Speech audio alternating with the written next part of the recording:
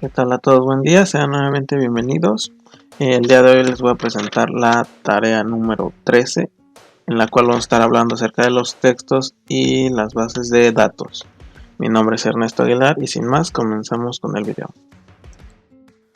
Bien, comenzamos con las cadenas de caracteres. Las cadenas de caracteres son una consecuencia de tipo de caracteres visibles o no visibles.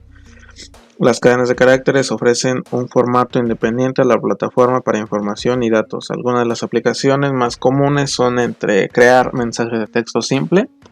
Esto es mediante el uso de indicadores o de controladores de tipo string. Las encontramos aquí en el panel frontal. Si nosotros escribimos en un control algo, se va a reflejar en algún indicador.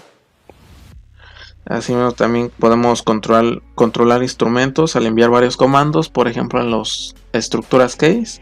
En vez de utilizar un dato de tipo booleano para controlar qué caso se ejecuta, podemos usar un tipo de carácter. Si nosotros escribimos lo que se refiere al caso 1, al caso 2, etc., se va a ejecutar ese caso. Y almacenar datos numéricos en un disco, esto sirve mucho para lo que es crear bases de datos, más adelante se los voy a explicar. E incluir o advertir al usuario con ventanas de diálogo. Las ventanas de diálogo lo podemos usar con esta herramienta. Lo que hace es simplemente crear una ventana y muestra algún mensaje cuando ejecutamos el programa, por ejemplo. Nos ponemos aquí alguna de esas. Como podemos ver, lo que escribí en el controlador se refleja en el indicador, me muestra una ventana de diálogo.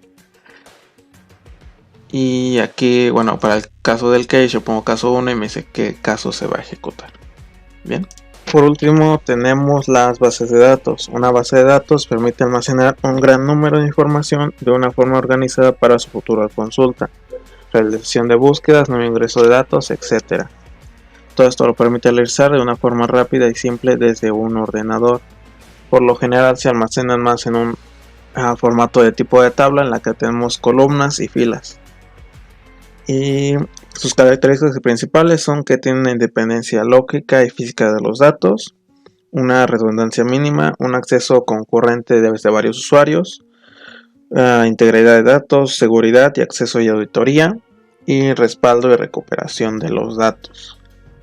Y entre sus aplicaciones más comunes son para buscar, ordenar, calcular, informar y compartir información. Estas cadenas de datos pueden contener códigos para realizar cálculos matemáticos y estadísticos de los datos que se van recopilando.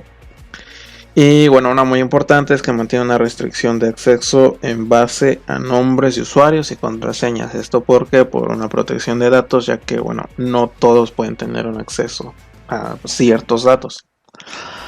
En LabVIEW hay varias herramientas para crear una base de datos. Una sencilla es utilizar las herramientas de FileOi para abrir un archivo, ya sea escribir o leer desde un archivo y cerrarlo.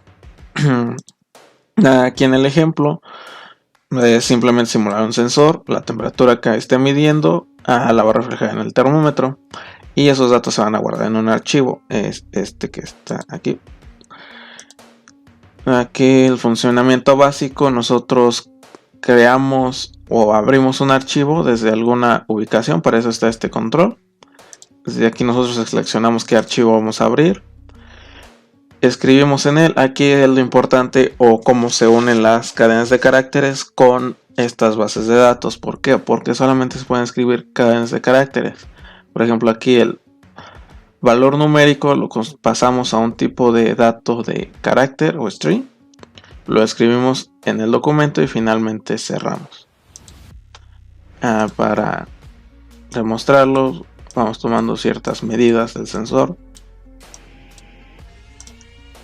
Ya detuvimos el BI. Si nosotros vamos a nuestro documento, vemos como aquí se almacenan las lecturas. Esto es un tipo de base de datos. ¿Por qué? Porque estamos almacenando datos de un instrumento virtual. Es más o menos el funcionamiento de estas.